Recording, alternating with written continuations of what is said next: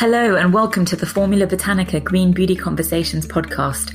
My name is Gemma. I'm the Relationship Manager at Formula Botanica and also your host. If you want to find out a little bit more about who we are and what we do, head over to formulabotanica.com and check out our free sample class. In this episode, I'm interviewing Dr. Sarah Villafranco from Osmia.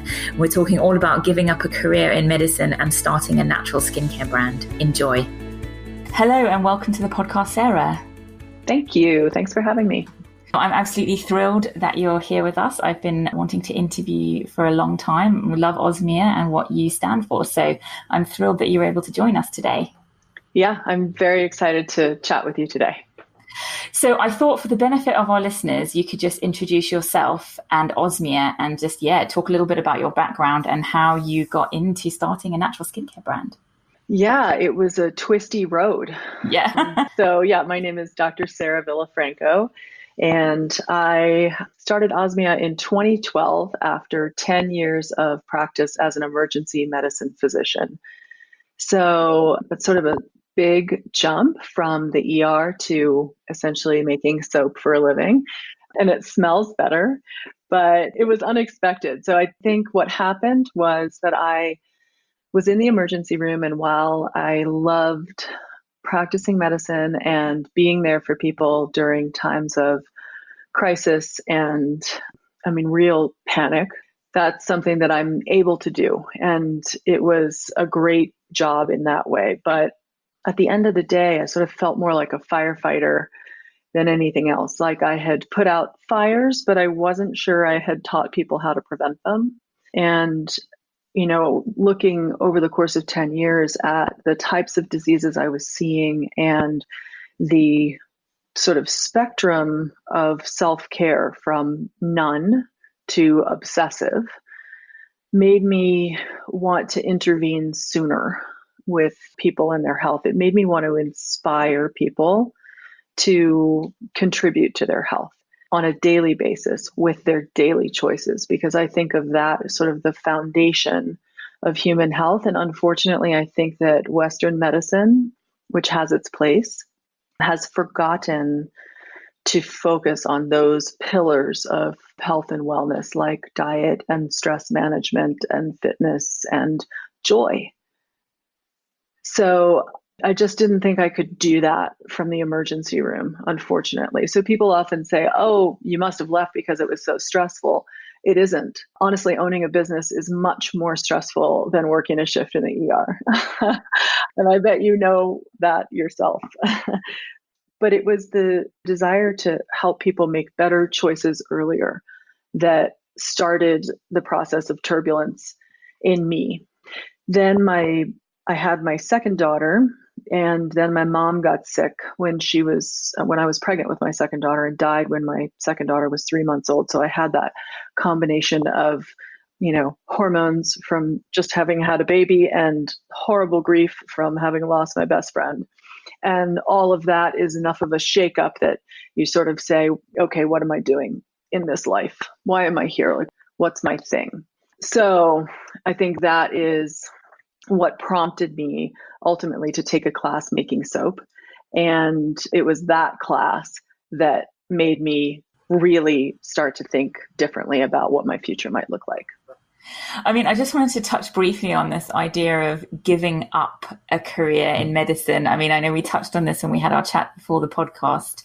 I guess in so many cultures across the world, so many communities, so many people, the idea of being a doctor is sort of the pinnacle of a career choice. Doctor, lawyer, I can't remember what the other one is that people give, doctor, lawyer, and something else, I remember. And so the idea of kind of like giving that up and moving into something like natural and organic skincare, how much of a giving up was it for you? Did you see it like that? What were your thoughts on when people ask you about giving up a career in medicine? Yeah, it's interesting. I had to do some soul searching and basically put my ego in a padded room and let it bash around for, a couple of months. It was a hard-earned career.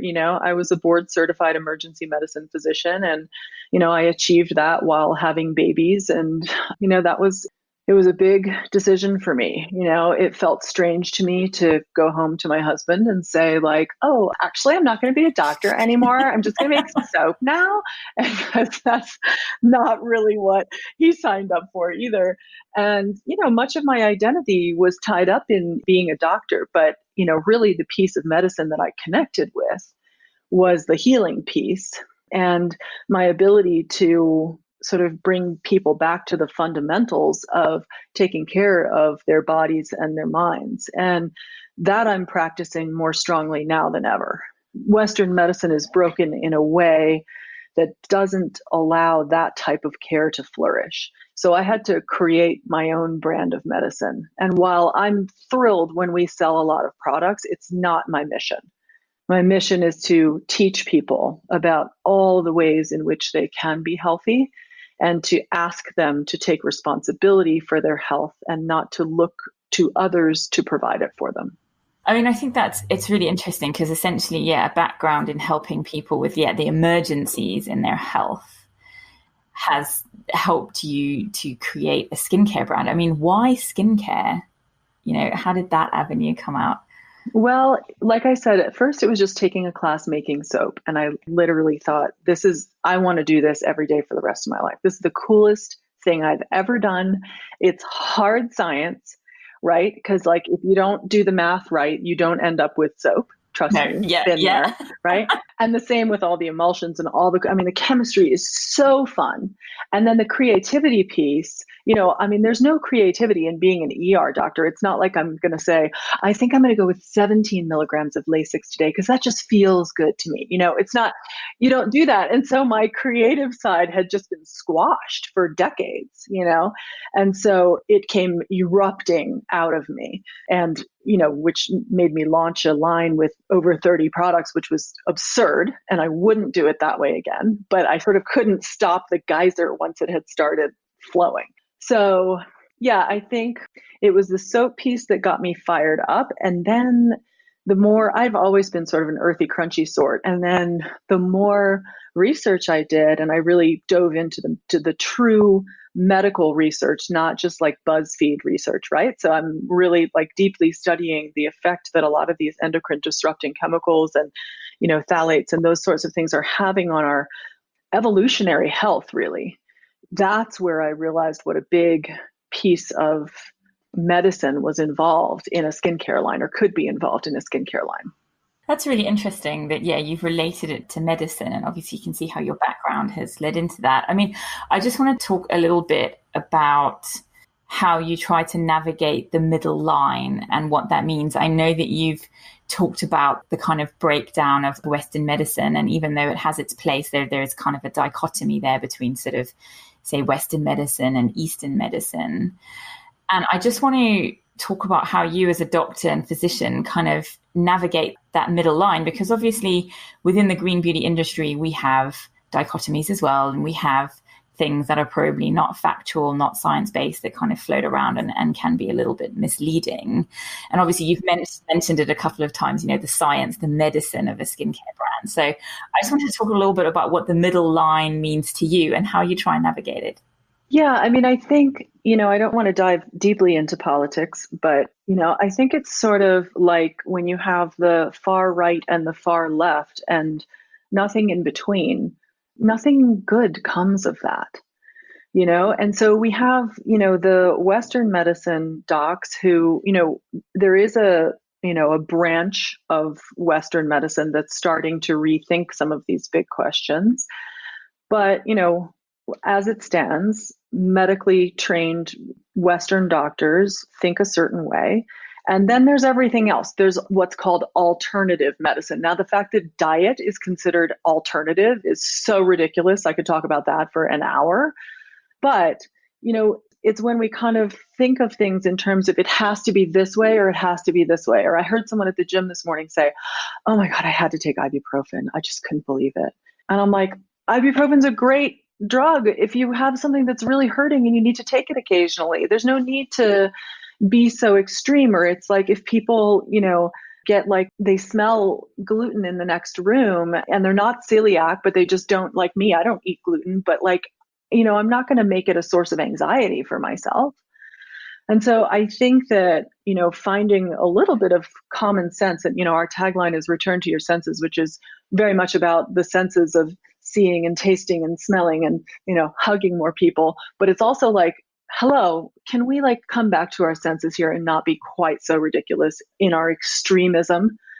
Like, let's just think about what makes sense. And it's sort of, that's the line I walk with the whole brand, right? So, we have people who are furious that we use palm oil, for example.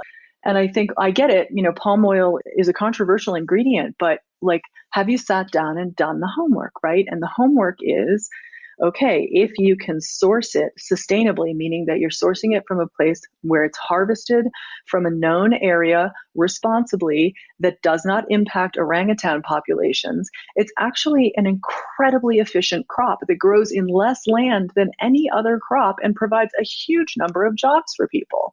So maybe the answer isn't just a blanket statement of, I'm not going to use palm oil or Palo Santo, but it's like, do the homework or buy from a brand that does the homework and picks an answer that really does make sense rather than just taking a position. Yeah. Do you think, and this isn't on our kind of list of agreed questions, but I'm going to pop it in there. I can roll with it. Did you face any criticism from colleagues about your decision to start, like in the medical world, to start a natural skincare brand, or your more kind of crunchy life view, as you put it? Like, was it hard to start off, like as a medical doctor moving into that field? Yeah, I think I had to work into, and I think part of it too is like moving into my 40s as a woman. Like, when I started the company, I was 38. And so I think when you get into your 40s, you get a lot more like, oh, I'm fine with whatever you think of me. It's all good because I know where I am. And so maybe at the beginning, I felt almost a little apologetic or self-conscious when I was talking to other physicians about leaving. But frankly, and I wish that our listeners could see what I'm about to do like you can. But when I talk to other doctors and I say, this is what I'm doing. I started business. I'm not in the ER anymore. Their faces go like this. It's like this look of longing, like, oh my God, really? And I think as the business has grown too, I had my kid's pediatrician was like, oh, how you doing? You still making soap in your kitchen? And I was like, no, that's not what's happening. I mean, we're, a pretty thriving business and it's going great. And I have 18 people working for me who all have health insurance through the company. Like I'm not making soap in the kitchen, So, I mean, I'm pretty like focused and motivated. So whatever I do, I'm going to do it big. So I've worked through those issues, but yes, it was scary. And also, I don't want to tell people like, oh, if you have a dream, you should just go chase it, because I have a husband who is willing and able to support us during a long period of zero earnings by me. I mean, that's a practical thing that you have to consider if you're going to do something as radical as leaving a career that made money to pursue one that won't for a while. Yeah, absolutely. It's so interesting that you say that, because we always hammer home that piece on trying to plan your dreams. You've got to be realistic about them. So you have this one, but it's not just going to kind of woo overnight. I think we always try to dispel that mystery of the overnight success. And it's quite reassuring and refreshing to hear someone, obviously Osmia, like you say, is doing really well.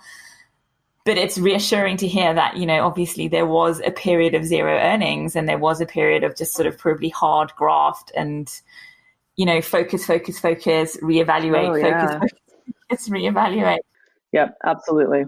So I just wanted to ask a little bit more about Osmia. So I want to kind of ask you how you came about with that return to your senses piece, how you came up with what Osmia stood for. And, was it always a super clear vision, or did you have to, reevaluate constantly? And do you still have all the 30 products? Did you take some away? Did you add some? Like, what went on with that? I think we're at 55 now. I mean, it's ridiculous. Yeah. It's really interesting. I don't consider myself to be visionary. I am an instinct guided person, and that's how I practice medicine too, right? I would go into a patient's room and I would spend some time with the patient. And after a few minutes, I had a very strong intuition about whether that person was sick or not sick. And that guided my decisions from there. So if the person was sick, I would do studies and scans to try to figure it out, even if maybe the data-driven practice of medicine wouldn't have supported those studies and scans. And if the person wasn't, like, I just had that sense. And I think that same instinct has guided me in the business so far. So when I started, I really was just so excited about making such beautiful, healthy products. And it wasn't, I've never been out there to put fear into people or to use buzzwords or just keep saying the word toxins over and over. Like, that's not my game. My game is smell this. Why would you not want to use this? Right? I want people to just see how beautiful. It's like buying a bottle of fresh pressed olive oil from a little old man on the side of the road in Italy. But it's like the best thing you'll ever taste. And you have to experience it. That's why I started. So I just went out of the gate like a horse on steroids and like had no plan. I just was excited. And then it worked. So then, as the company's grown, I've had to get better at the planning and the honing of instinct and sort of merging it with business acumen, which I'm slowly developing. So I think as far as, the brand name and the tagline, return to your senses, that's been, really there from the beginning, but it's sort of come to mean more to me over the years of watching the company grow and of talking to people and kind of seeing what's happening in the beauty industry in general. There's a lot of returning to our senses we could be doing there. So with regard to, wanting to look like I'm 20 forever, it's not a logical thing to want. And it puts us all in a fear-based mindset. And I don't want to live that way. I don't. And my mom died at 64. She would have loved to live longer and get more wrinkles, So, I think it's, like I said, it's sort of evolving with me, but I'm sort of just tired of a lot of the conversations that people are having in the beauty industry. And really the fact is that it all comes down to how we behave on this planet, right? And if we're not behaving beautifully, it doesn't matter like how much Botox you have, because you're not going to be remembered as a beautiful person. So that's sort of what the brand has come to mean to me. Yeah. It's a really nice tagline, the return to your senses, because you can use it in so many different contexts. Absolutely. And, I think about it too, like, as a mother, when I was raising, my girls are 15 and 12 now, but when they were just little dirty munchkins running around, I was so tired. And I sort of counted the minutes until I could get them in bed at night. And I think, over the years, I've learned to drop into the dirty moments of parenthood more and appreciate the feeling of like a sticky syrup covered hand in mine, and now we have hormones present in the house, and I am doing everything in my power to drop into those moments too and remember what they were like for me. And I think that if you can drop into those sensory moments of your life, whether it's, your coffee in the morning or the glass of rosé you pour yourself at night, and truly appreciate them with all the senses that you have available to you, the fabric of your daily life becomes so much more colorful. Yeah. I mean, those analogies that you've just used are lovely and I can relate to them very well. I've got two girls, not quite as old as yours. But I'm just thinking about, so you have a team of, did you say 18? You have around 18 people with. Mm-hmm. Are you able to, appreciate the challenging moments of growing a business and developing a team of 18 in the same way that you can appreciate a syrup-covered hand in yours? Yeah. Because, it's hard some days, isn't it? It's really hard. And it's allowed me to grow as a leader in ways that I didn't know I would, because I'm choosing to do the work. I'm choosing to bring my attention back to my emotional responses when I have them. So, if I'm dealing with, an HR issue or, I have sort of a no drama policy. I actually say that when I hire people. I say there isn't any drama. There's not going to be talking about somebody in the other room. It just won't happen, and it's not going to be tolerated. We are here to lift each other up And if that's not happening, then this isn't the right place. But, that doesn't mean that, I handle everything gracefully. So, I think I have an amazing, amazing team, but I think, leadership is a skill that I'm always working on. And I think it's going to be evolving for as long as I'm doing this. Just out of interest, just to give some context to our listeners, because I love uplifting our community and getting them to believe in their passions and know that they can kind of realize their dreams, but they have to take practical steps. How long roughly did it take you to grow to a team of 18? I guess when you started, it was just you and your horse on steroids approach. Right. It was me, and it was actually the woman who had been my nanny while I was in the emergency room and had, young children. She had a couple kids of her own, and then she was like, I think I might want to do something else. And I said, good, because I want to start this company. And she's the sort of person who can bake a cake without a recipe, which just like blows my mind. And so I knew she would be good at it. And so I brought her in and taught her how to make everything that I had formulated. And she did it better than I did. She's just unbelievably organized and has a system for everything. So it was just the two of us for quite a while. And we sort of just brought in a couple people a year over the course. We were 7 years old now. So over the course of 7 years, and really it's been an organic growth process. And, one thing that I think is interesting from just the being the boss perspective is learning to trust your instinct if you know that somebody isn't a good fit. And that's a mistake I've made before, and I don't think we'll make again, because you have to remember that it is your business. And if you find yourself tiptoeing around, someone's mood or someone's energy, that's not a good fit. It doesn't mean it's not a good person.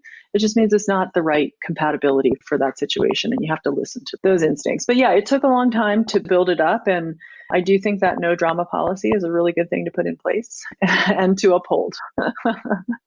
Yeah. Yay. So I just want to come back to something we touched on earlier. So why a natural skincare brand? I think that you said you started off making soap. How did it evolve into skincare? Mostly because I'm sort of like a border collie stuck in human skin. And once someone had thrown the ball of soap in front of me, I was like, I want to do all of the things. Like, I can't just use some random skincare after I've used this beautiful, luxurious bar of, soap that is healthy for me and not harmful to the environment. Those became my standards. And so then I thought, well, I just got to make it all myself. But yeah, the skincare piece, the more I looked into it, we picked a certain sort of group of ingredients that we don't use in any of our products. And it's on our website listed as the tox screen. So the tox screen is something that we would do in the emergency room when somebody came in a state where we couldn't ask them sort of what was going on. We would run a tox screen, right, to see if there was cocaine or, THC or whatever in their system. So the tox screen on our packaging is really just a quick glimpse of what's not in the products. And the things that I've chosen not to include in our line, I've chosen because I think there is truly enough data now to show that they are impacting human health and or planetary health in a significant way. So I bet that took a fair amount of research. It definitely did. I honestly think I studied more for Osmia than I did to become a board certified ER doctor. Wow. So all of you guys listening out there, Lorraine and I earlier had this whole discussion about, we recorded a podcast episode about, do you have to be a chemist to be a product formulator? And there are so many people who were really attached to the idea of having a university degree to do this as a career. And Lorraine was talking about all the benefits of becoming a product formulator. And by the time she listed all of them, I was like, wow, it sounds like a lot of effort is going to go into that. Like, you're still going to have to do as much research, as much learning, as much experimentation as you would in like a 3-year undergraduate degree. Absolutely. Yeah. And I think the most important thing about becoming a product formulator is being okay with failure. Yeah, absolutely. Just the number of failures I've had outnumbers the number of successes by so many. That pride just has to be set aside, and you have to be willing to go back and go back and go back again.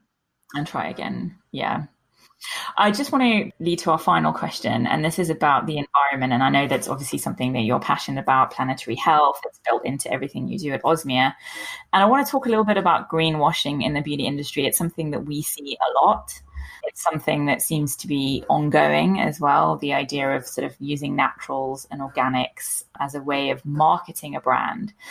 And I want to just get your view on greenwashing. And I think that it was interesting when we had this pre-podcast conversation, you mentioned the idea of doing a green thing versus telling a green story. And I think that was an excellent way of putting it. So I just wanted your input on that. Yeah, I think I went to a packaging conference early on in the brand's history, and I was walking around and packaging is really, people talk about eco-friendly packaging. And I always say the only eco-friendly packaging is pulling an apple off a tree. Like, there isn't anything that's friendly out there, right? But there are eco-conscious decisions you can make. And that's what we've tried to do from the beginning, is have the least impact we can have. And so I was at this conference and was talking to, a salesman in a terrible suit. And he had said, tell me about your brand. And I kind of told him, and he said, you got to come check out this line over here. This really allows you to tell the green story. And I said, no, wait, stop for a second. Like, I'm not interested in telling a green story. I'm interested in making the green decision, like in something that can actually be put into action in a way that ends up being more conscious than a different decision. And it shocked me because I realized that there were brands out there who just wanted to tell a green story. And that really surprised me. And I don't think there are a bunch of I'm not a big conspiracy theorist. Okay. I don't think that there's a bunch of people, evil greenwashing, but I think it's more like ignorant greenwashing, where people aren't willing to dig. And I know this myself because, I've had times, way early in the company where I was making something and I was, buying an ingredient from a supplier. And finally, I looked on their website and I looked at the, worksheets and stuff that come with the product, and there was no mention of anything. But I finally called one day and just said, hey, are you preserving this product with anything? And she said, oh yeah, there's 0.1% of methylparaben. And I was like, what? And I realized there are a lot of people who aren't doing that step of digging deep to find out what's truly in the ingredients they're using. And that's work that I still do for Osmia and will continue to do. And if I find out bad news, then I'll change the formula. And I think that's another difference, right? Is you find out something, do you kind of sweep it under the rug and be like, oh, we already have a lot of money into this, or do you just draw the line and say, no, that's not what our company stands for? So, I think in some ways that's what I love about our brand, is that you have my medical background and ability to interpret, research, and dig that is a filter before anything ever gets to the customer. There are very few brands out there that are as environmentally sound as ours. And by very few, I mean there are several dozen, right? There are some amazing green beauty brands that really are pretty green. And then there are many, many, many more who are greenish, kind of. That's really the difference. It's when people, they're willing to just sort of throw in a whiff of ethoxylated ingredients, or, and I get it because they have performance enhancing qualities that make people want to include them, right? But we just draw that hard line and say, okay, well, if you don't like the way that the products perform, that's okay. You can pick a different brand. Yeah. I think what you're talking about really is transparency and being open and honest about everything. We were discussing this earlier, and we'd had some instances of brands that we knew where they'd kind of were very murky about their kind of backgrounds or their formal education. And I said, well, I just think if you're open and honest from the beginning, you're not going to have a problem later on down the line. Because I guess if you say that you're an environmentally friendly brand or environmentally conscious brand, and you then are worried about the financial impact of changing an ingredient or whatever and sweep it under the rug, then you're not being open and honest, essentially. That's right. And I think, the people who follow me on Instagram know that I'm open and honest, perhaps to a flaw.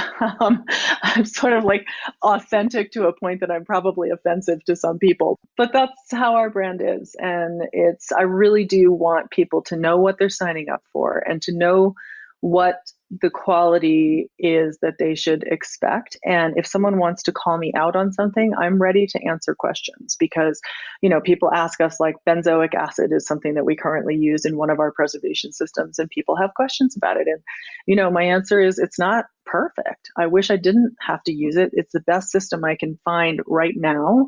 And I'm never combining it with vitamin C, which is when it becomes tricky because it sort of ends up as benzene.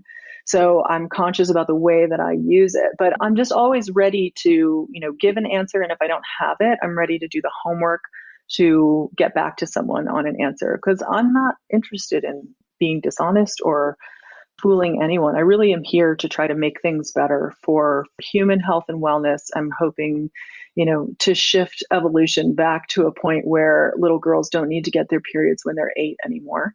Right? I want our earth to suffer less. And, I want to contribute to a reparative process there. That's the goal of the company. And so that is my guiding light. And it's how I make all decisions for what we do. So just a small goal then. Just a little goal. We're shifting evolution one bar of soap at a time. Yes. Oh, Sarah, thank you so much for joining us. I just wanted to know if you had any parting words for all of the budding skincare entrepreneurs on their journey, and if they're listening to this and you might have any words of inspiration. That's a great, as you said that, I looked up at my wall, and I don't think you'll be able to see this, but it is a picture of a dog holding a frisbee, and the words are, "I don't give things up too easily." And I think that that's really the trick. Like we talked about, you have to just fail. And you got to dust off and stand up and do it again. And there are going to be times when you're going to be the one, taping boxes for a sale at 1:00 in the morning the night before the sale because your team member quit the week before, whatever it is. You got to be willing to do that. But if you are, you can make it happen. Yay. Thank you so much for joining us, Sarah. Thanks, Gemma, so much. And thanks so much for what you do and all the inspiration you give to people out there. I think, I have one more piece of wisdom to share, which is just that the rising tide lifts all boats, right? And that's sort of along the no drama lines, but there's room for all of us, right? It's never going to benefit you to talk trash about another brand. And it will always benefit you to share information and inspiration with your fellow brand owners. There is room for all of us. There are 7 billion people on this earth. And some people like lavender, and some people like rose, and some people like unscented. And there's enough people. So we can be in this together in a cooperative and supportive and really lovely way. Yes, absolutely. We completely agree. And we're always telling our community members, just, share your experiences, build one another up. No one is out there to kind of poach everything from you. You get more benefit when you share your ideas with other business owners and you get support from them. And it's definitely the way forward. Agreed. Thanks, Sarah. Thanks so much. Thanks so much for tuning in and listening to our interview with Sarah Villafranco. I hope that you really enjoyed it and that you enjoyed the story of her starting Osmia. If you want to find out more about Formula Botanica, who we are and what we do, head over to formulabotanica.com and check out our free sample class. You can also find us on social media, Facebook, Twitter, and Instagram at Formula Botanica, and join in on the global green beauty conversation by joining our free Facebook group, the Skincare Entrepreneur Mastermind. Once again, thank you so much for listening.